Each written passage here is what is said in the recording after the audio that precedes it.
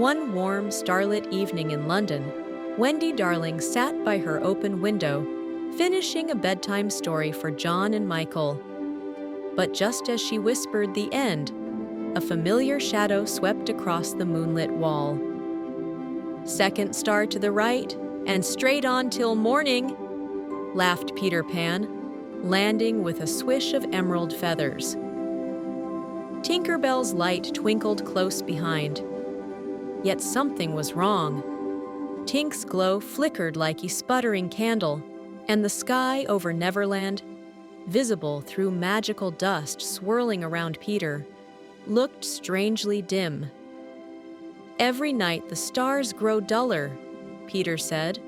"Without their sparkle, Neverland's magic is fading. Will you fly back with me and help solve the mystery?" With excited hearts and a sprinkle of pixie dust, Wendy, John, and Michael soared past Big Ben, over moonlit clouds, and straight into the enchanting skies of Neverland. Clue number 1. Mermaid Lagoon. At dawn, the travelers skimmed over Mermaid Lagoon. The mermaids, usually busy braiding coral necklaces, pointed to the horizon. "A strange, whirring sound drifts across the waves each night," they said. "The stars above the forgotten mountains move in circles, as if wound by a giant key." Clue number 2. Skull Rock next. Peter guided the children to Skull Rock, where echoes bounced like ghostly laughter. Inside the cavern, they found, surprise, Captain Hook hunched over a brass telescope, muttering. "Blasted heavens," he growled. "Without bright starlight, a pirate can't set a true course. But I'll discover the cause before that insufferable boy does." Peter laughed, but Wendy stepped forward kindly. "Maybe we can share clues. After all, a sky without stars troubles everyone." Hook grumbled, yet curiosity won. He revealed an ancient map showing a hidden clockwork constellation said to wind the very starlight of Neverland. Reluctantly, though Tinker Bell sprinkled a little truth dust just in case, Peter, Wendy, the Lost Kids, and yes, even Hook's crew agreed to travel together. Their flying party looked like a parade of kites, boys in raccoon hats, a glittering fairy, a crimson-coated pirate captain, and a crocodile-watching boatswain clutching a ticking alarm clock. To reach the forgotten mountains, they crossed the cloud sea, where thunderfish leapt between lightning reefs. Michael's umbrella caught a gust, spinning him toward a storm vortex. Hook, surprisingly swift, lashed a rope and pulled the boy to safety. "A fit first mate you'd make," he winked, earning gasps from both crews. High in the crystalline peaks, they discovered a colossal silver key jutting from a cliff. Gears made of moonstone clicked and whirred, turning the surrounding constellations like the hands of a clock.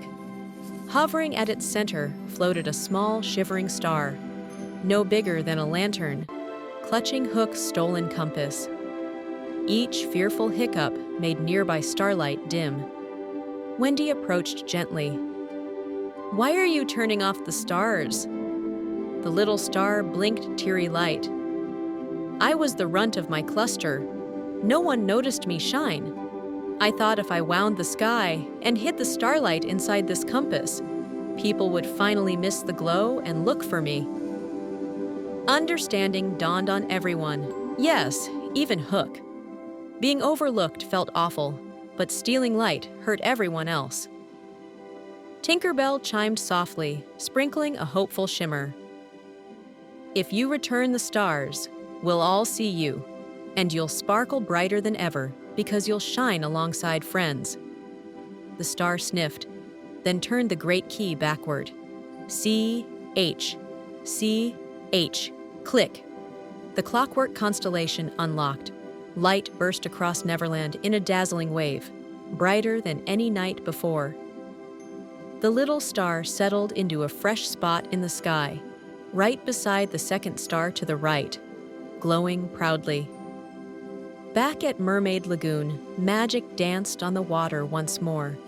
The mermaids sang, the lost kids whooped, and Hook, even Hook, tipped his hat to Wendy. "You know, Pan," the captain admitted, "sometimes even a pirate needs allies. Perhaps our battles can wait for mornings when the sky is bright." Peter grinned. "Agreed, but be ready. Tomorrow I might duel you for the fun of it." Hook chuckled, swished his coat, and ordered his crew back to the Jolly Roger, but not before Tink pinned a tiny golden star on his lapel. He pretended not to like it, yet didn't take it off. As the children prepared to fly home, Wendy gazed up at the newest, proudest star shining next to the famous second star to the right. "Remember," she told it softly, "your light matters most when shared with others." The lesson lingered in every heart. True brightness comes from lifting each other up, no matter how small or different we feel. Like, comment, share, and subscribe. Which character would you like to see next? Tell us below and let your imagination soar to whole new worlds.